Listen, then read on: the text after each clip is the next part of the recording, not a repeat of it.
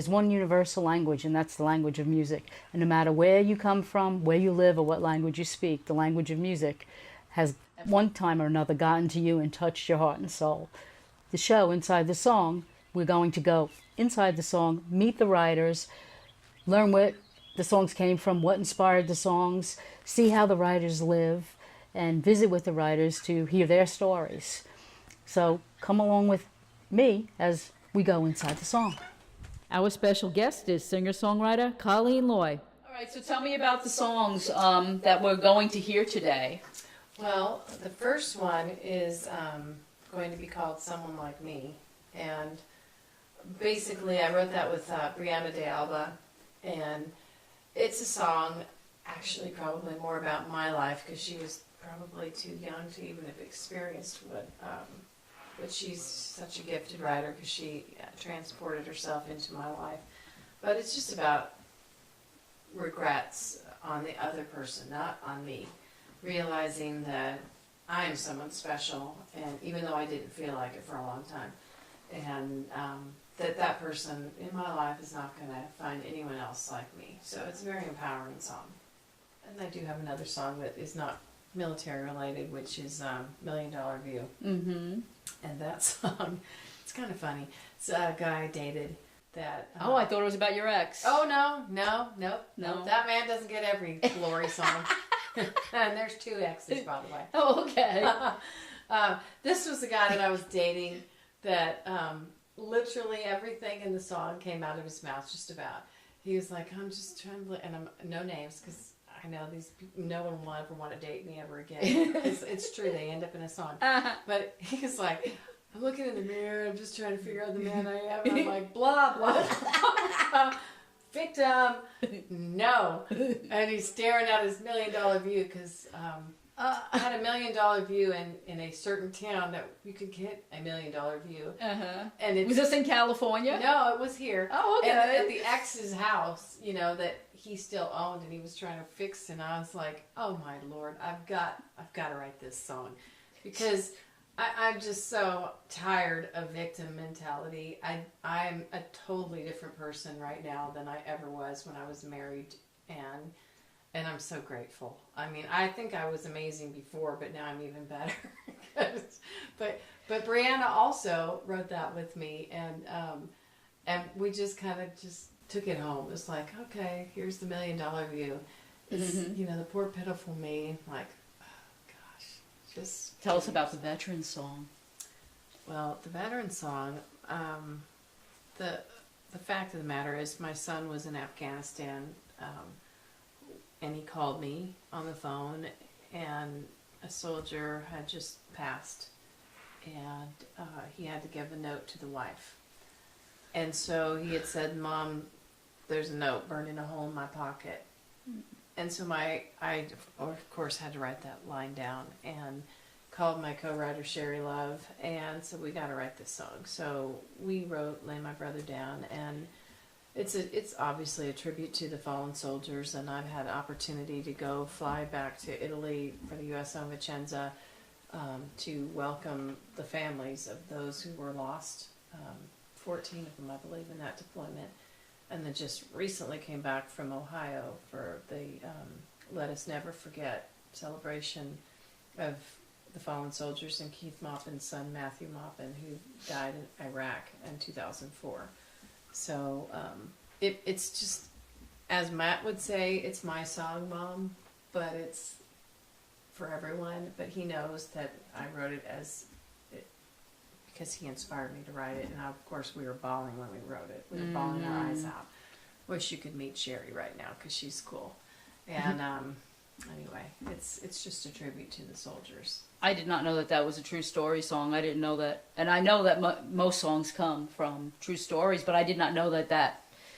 Do you tell that? Because I don't recall you telling. Getting Sometimes that personal. I do. It just depends on how much I want to cry afterwards. Right. And I mean, it's really hard to get through because I remember, and just recently, Matt was calling about his friend, and I want to give him some privacy, but he's having a hard time because they have survivor guilt, and they second guess what they could have done better, or why is he here and why they're not here. And I did have occasion to talk to several families that lost their soldier at war, and it is absolutely, we are pretty numb to it because we're here in our homes, and we got our TVs and our computers, and people just don't even think about the soldiers literally fighting every day over there. And it needs to be heard. It needs to be realized that we've got loved ones over there. Everybody has somebody that's fighting to get us free and keep us free. So not only that, but what's even more aggravating is that people seem to care more about, the news talks about all of this violence, and right now we're hearing a lot about police officers, and abusing whoever, and we're not hearing about every single day how many soldiers die, and we're not hearing about how they come back, and when they have like 30 days to assimilate back into, and when they can't handle that, and the suicide rate of soldiers, it makes you wonder. I don't understand what goes on. I don't understand why the media thinks that all these other things are so much more important. Yeah, it's really frightening, and that's pretty much why I do what I do. I was very strong into the veteran cause before my son joined the Army, but literally after he did and had his 2 deployments, I see more of a need more than ever because I've seen firsthand what these kids and men, what I call them kids because I feel like... Yeah, he's your baby. He's my baby, but it's really frightening how when they come home they can't find a job, or they're good at doing one thing, and that's shooting a gun or whatever, and then they don't have a place, they don't know where they fit in.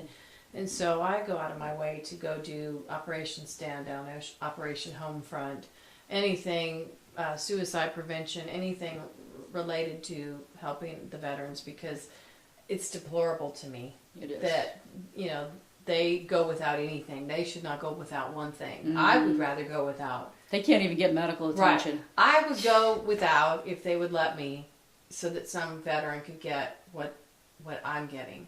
And I try not to be on a soapbox, but sometimes you have to be on a soapbox when you have a microphone in front of your face. And since I have a big mouth, I think sometimes I go.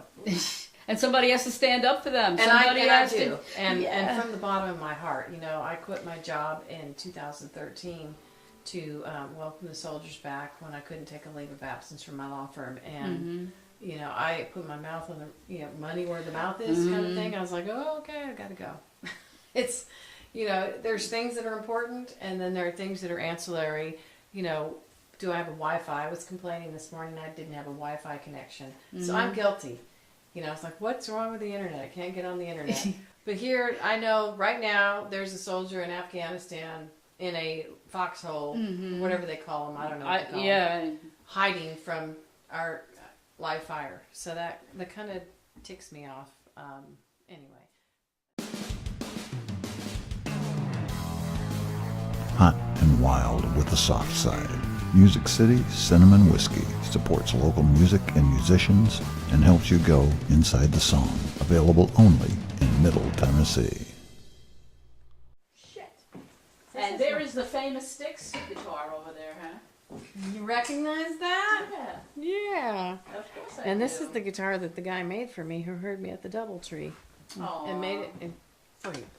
He just gave it to you. Yeah, I'm kind of endorsing his product too, and that's the Voyager guitar endorsement right there behind me. And that's on a serious note, my sister gave me this bracelet. She had cervical cancer, and so I wear this in honor of her. She fought it and conquered it for 12 years. Wow. So they didn't think she would have that long. So, and we can talk about the bird that visits you on a daily basis. They'll put me in a psych ward, but the gingers in the room behind you were my brother. We should try to. Can you pan that? Can you pan that with a camera so that people can see that ginger? Because that's really cool. I smuggled that ginger in Hawaii. My brother, who passed, was my birthday present. He was 7 years old. I was 7 years old When he was born? When he was born. Aww. And we were born on the same day, obviously. But yeah, he passed. When he passed, it literally took half my life, I felt, and because we had like a twin relationship, and that ginger in that room right there, I smuggled a tiny piece underneath my bra in Maui before they had the 3D cameras. Mm-hmm. And you're not supposed to take agriculture. And yes, I'm admitting that I took it out. And that is what, it's 6 feet of ginger. And it just bloomed when it moved in here. So it's really happy. But yeah, That's amazing. I've got a gecko and a dragonfly tattoo on my back for my brother. It's constant reminders. So anything you see of me will have a gecko, because Jim had a little gecko climbing over his shoulder watching TV. So you kind of incorporate the little gecko, and then the dragonfly. I kept seeing a dragonfly come flying by, and I was like, well, maybe that's Jim and the dragonfly. So now I think he's out there in the yard as a finch or whatever. It's a red bird that comes and sings to me like, exercise, exercise. And told to exercise. The little bird screams at me. Is that what it sounds like he's saying? No, it's a very annoying chirp to most people, but to me it's beautiful, and I knew that it was something that was for me. I know. Well, he was out there just a little while ago. I was just flitting around, yeah. You know, like he was listening. He was sitting in the bush. He was just sitting there listening. I wish we would have caught He that on wanted to camera. drive the bus. He wanted to drive the bus for me, and so now I've got him as a bodyguard. That'll be good. I like that. Is. Well, that's what this show is about. It's about going inside the song, and there is a story behind every single song that is written in this world, and I think it's important that people know what birthed these songs. Where did they come from? And it's funny you should say birth, because I always say, well, it's in gestation. And they're like, what are you talking about? And my co-writer Sherry and I are in the middle of writing a song, and actually we're writing 2 of them. And it's like it's growing, it's forming. And, you know, she sent me a couple lines, and then I found a melody, and then, you know, we just kind of stomp it out. And then I'll sing into my phone on the way to work, because I'm a captive audience for 45 minutes easily on the way back to Nashville. So I'm like singing into my phone. Or I'm singing into this little recorder over there somewhere around here. It's over there. But, and then she sends me a couple more lines, and then I send her the little track, and she said, no, I don't like that.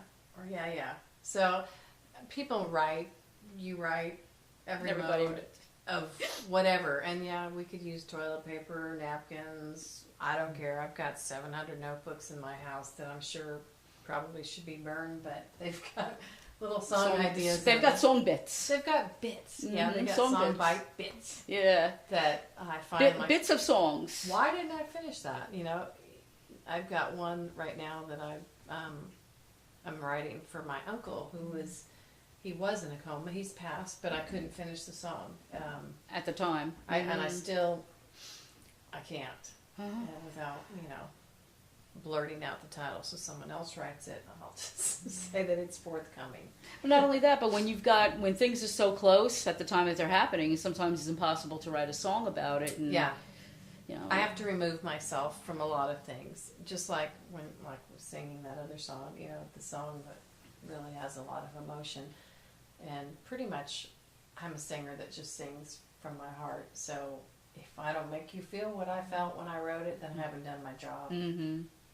So LECOR Transcription, your home for all your transcription and transfer need.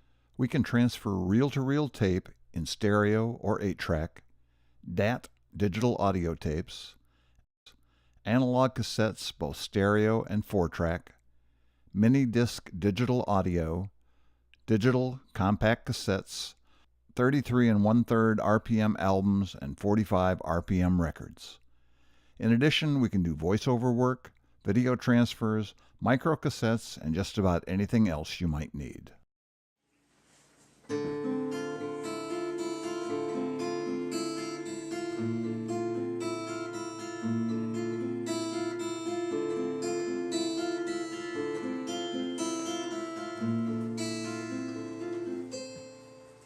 Well, I know that I'm not perfect, and I never tried to be. All I've ever wanted was for you to see. Well, I ride around in circles, gave you everything I had, but your heart was never in it. You wouldn't love me back.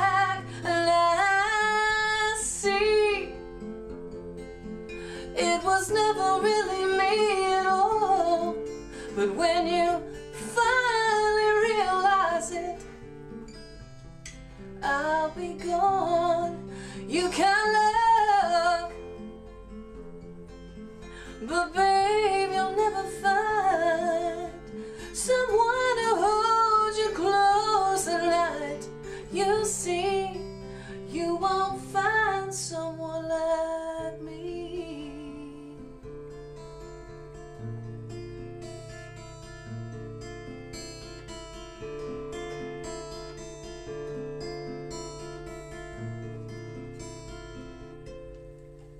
Well, you had to tear me down, make me feel so insecure.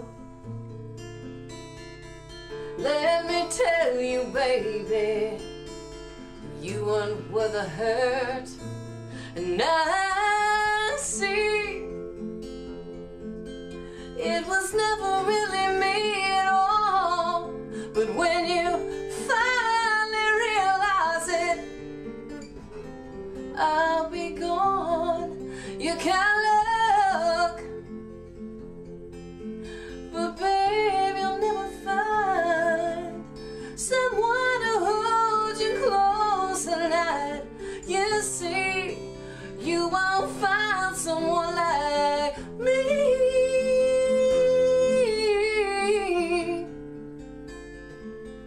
Someone like me. Oh yeah. And I see it was never really me at all. But when you finally realize it, baby, I'll be gone. You can look, but babe, you'll never find someone to hold you close at night. You'll see, you won't find someone like me.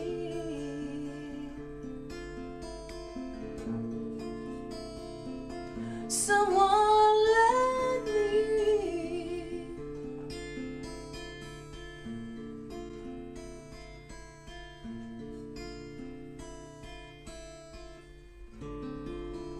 Beautiful. Beautiful. Thank you. That's a beautiful song. Thank you. And now I need to look.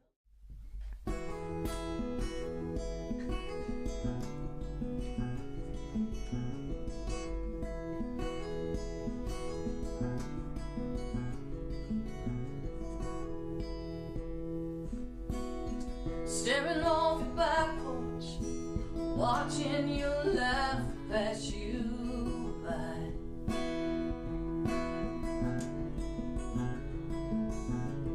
Searching for answers you know you're never gonna find.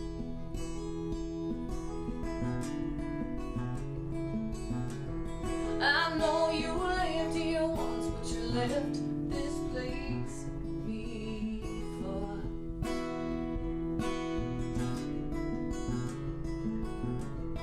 Grass is always greener until it's yours to know.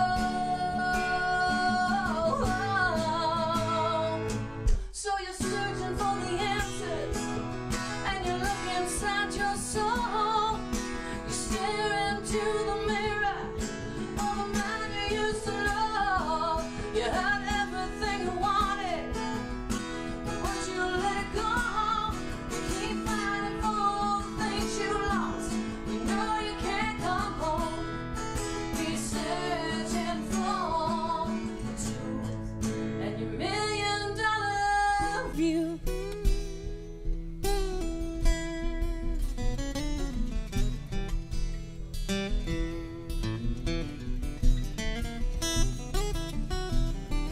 You have your reasons, so you drink until you're numb.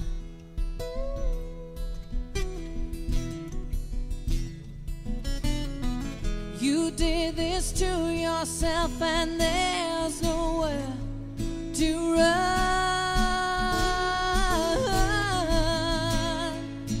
So you're searching for the answers, and you look inside inside your soul. You stare into the mirror of the man you used to know. You had everything you wanted, but you let it go. You keep fighting for the things you lost. You know you can't come home. He's searching for the truth. He's searching for the truth. And your $1,000,000 view, your $1,000,000 view.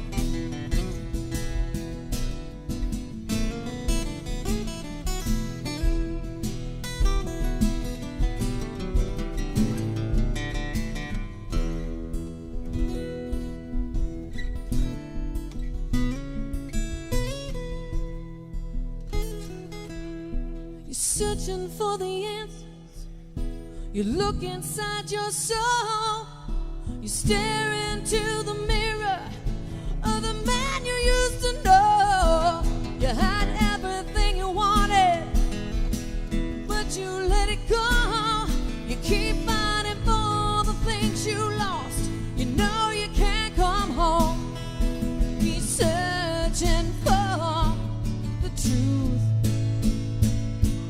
He's searching for the truth. And your $1,000,000 view. Sorry for hitting you. Your $1,000,000 view.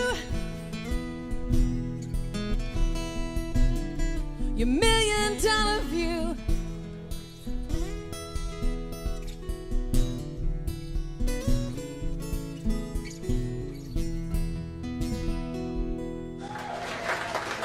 Great song, Colleen Lloy. Mercy. Good to see you.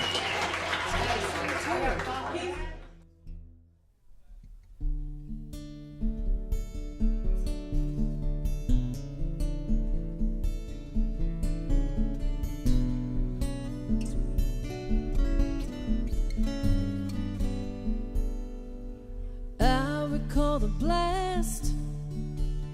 It happened way too fast. There was nothing I could do but listen to his last request. He said, I have this note. I wrote it long ago. Please give it to my wife and tell her that I love her so. Lay my brother down, gently go to sleep.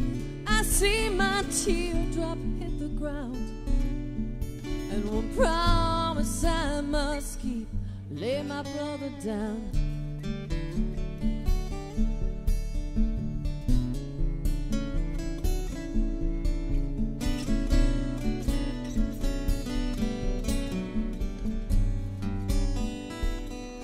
I try to keep my head in the game, do what I was trained to do.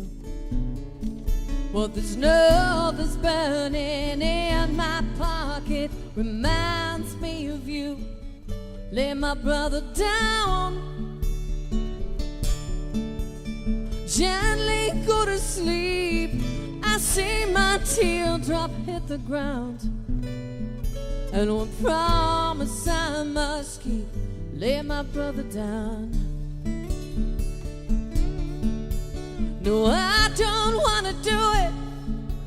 I'd rather stay right here than look her in the eyes, tell her of her greatest fear. Lay my brother down.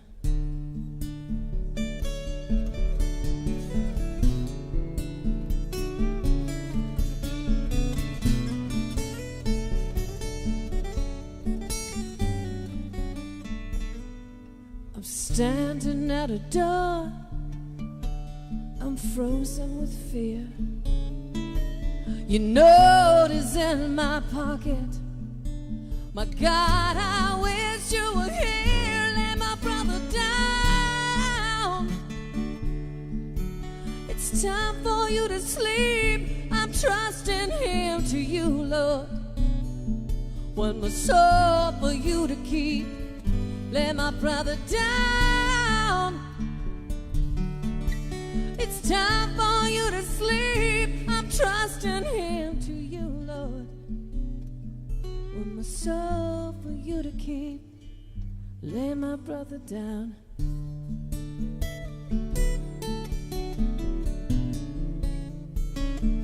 Lay my brother down.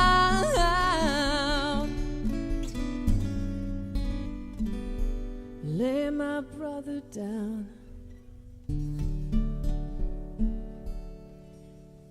Colleen Lloy, give her a hand, folks. Thank you very much. Mercy, mercy. Watch out for Colleen Lloy on inside the song.